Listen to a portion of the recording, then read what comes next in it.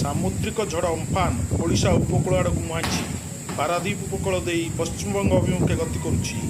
ଦୀଘା ଦେଇ ପଶ୍ଚିମବଙ୍ଗର ସୁନ୍ଦରବନ ଉପରେ ଅବତୀର୍ଣ୍ଣ କରିବା ପରେ ସେଠାରେ ଭୟଙ୍କର ରୂପ ନେବ ବୋଲି ସୂଚନା ଦେଇଛି ଭାରତୀୟ ପାଣିପାଗ ବିଭାଗ।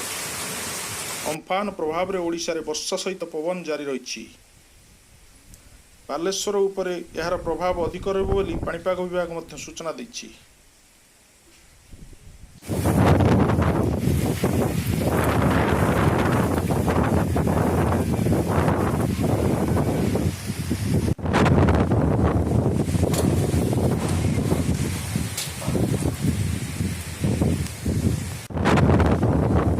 ବାତ୍ୟା ପରିସ୍ଥିତିର ମୁକାବିଲା ପାଇଁ ଓଡ଼ିଶାରେ ଏନ୍ଡିଆର୍ଏଫ୍ ଓ ଓଡ୍ରାଫ୍ ଦଳ ସଜାଗ ରହିଛନ୍ତି।